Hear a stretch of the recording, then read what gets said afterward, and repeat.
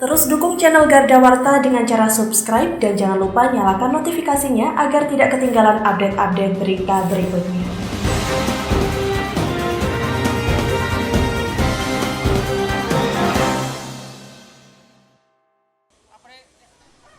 Pelebaran jalan yang dilaksanakan Pemdes Gamping secara kepemilikan lahan berada di tanah milik PJT atau di area das Sungai Niama.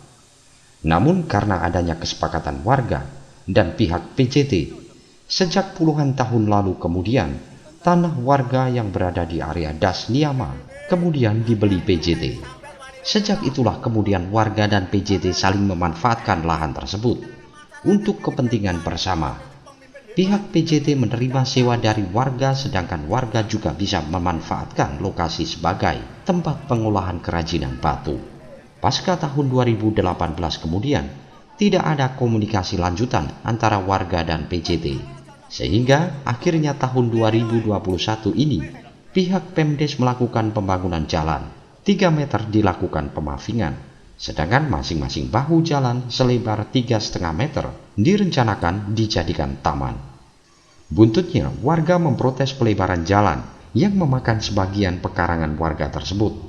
Bahkan beberapa lokasi kerajinan juga harus terdampak akibat adanya pelebaran jalan tersebut. Pembangunan jalan, masyarakat tidak menolak, cuma minta digeser. Sebab gini mas, pengaruh lingkungan. Lingkungan ini kalau lokasinya dipersempit, mohon maaf ya mas ya, kalau masih bisa digeser ke barat, kenapa kok tidak digeser ke barat? Permintaan cuma itu mas, tidak menghambat proyek jalan. Tuh, minta pengertian cuma itu toh. Terus setelah itu diproses mas, tanah Jasa Tirta yang sudah ditempati warga untuk kerja mencari kehidupan hari-hari, tolong itu tetap diizini. Tapi dengan syarat, biasanya ada pembayaran per tahun berapa itu mengikuti aturan pihak pemerintah Jasa Tirta. Magersari berarti Pak ya? Ya Magersari.